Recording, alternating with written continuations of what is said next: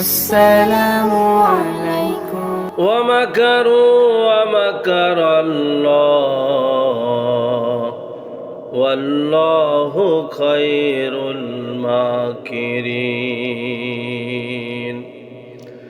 ও পৃথিবীর মানুষেরা, তোমরা জেনে রাখো, এ দুনিয়ার ইহুদ নাসারা খ্রিস্টান বিধর্মীরা মুসলমানদেরকে ধ্বংস করার জন্য বিভিন্ন কৌশল অবলম্বন করে। আল্লাহ পাক বলেন, আমিও তাদের বিরুদ্ধে মুসলমানদের পক্ষে কৌশল অবলম্বন করি।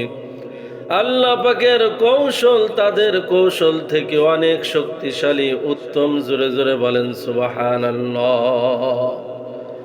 এজন্য আমার মুসলমান ভাইরা, কবি কতই সুন্দর না বলেছেন, আল্লাহ তোমার লীলা খেলা, আল্লাহ তোমার লীলা খেলা, কেউ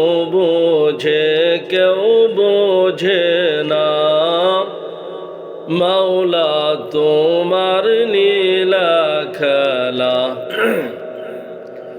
কেউ বোঝে না। তুমি কাউকে রাখো গাছতলাতে মাওলা, কাউকে রাখো বালাখানায়, তুমি কাউকে রাখো 10 তালাতে মাওলা, কাউকে রাখো 22 তলায়। আল্লাহ তোমার লীলা খেলা, কেউ বোঝে না। ইব্রাহিম তোমার নবী ছিল, নমরুদে আগুনে ফেলল, আগুন হইল ফুল বাগিচা, আগুন হইল ফুল বাগিচা, পশম কেন পুরল না? আল্লাহ তোমার নীলা খেলা, কেউ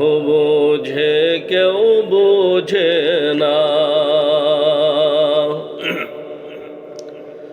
মূসা তোমার নবী ছিল, মূসা তোমার নবী ছিল, তোর পাহাড়ে সোয়াল করত,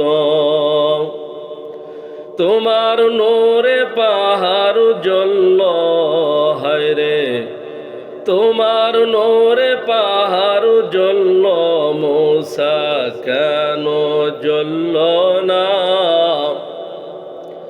আল্লাহ তোমার লীলা খেলা, কেউ বোঝে না।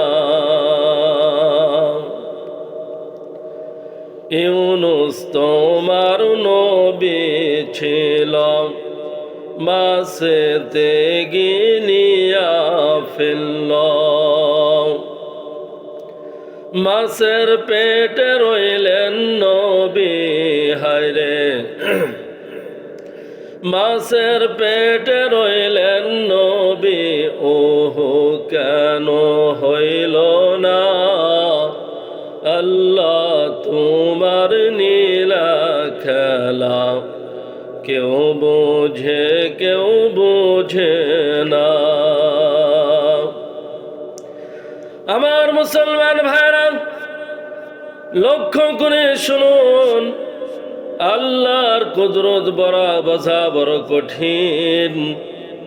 ফিরআউনের ঘরে মূসা কালিমুল্লাহকে লালন পালন করে তিনি হয়ে গেলেন রাসূল।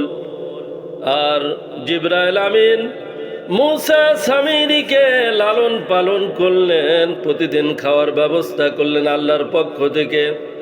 পরবর্তীতে মূসা সামিরী বেঈমান হয়ে মারা গেল। নাউযুবিল্লাহ। এই জন্য আমার মুসলমান ভাইরা, আল্লাহর কুদরত নিয়ে গবেষণা করেন, দেখবেন আল্লাহর কুদরত স্বচক্ষে দেখতে পাবেন। আর শয়তানের পদাঙ্ক যদি অনুসরণ করতে থাকো আল্লাহর কুদরতকে ভুলে যাবে, বেঈমান হয়ে মারা যে তোমাকে জাহান্নামের মধ্যে পুজতে হবে।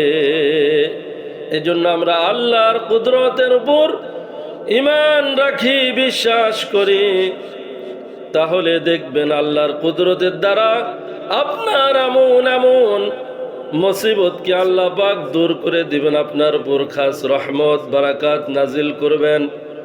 দোয়া করে আল্লাহ পাক আমাদের সকলের উপর আল্লাহ যেন রহম করে আমাদের সকলকে কিয়ামতের ময়দানে বিনা হিসাবে জান্নাতুল ফেরদাউসের মধ্যে পৌঁছা দেয়। জোরে জোরে বলেন আল্লাহুম্মা আমিন।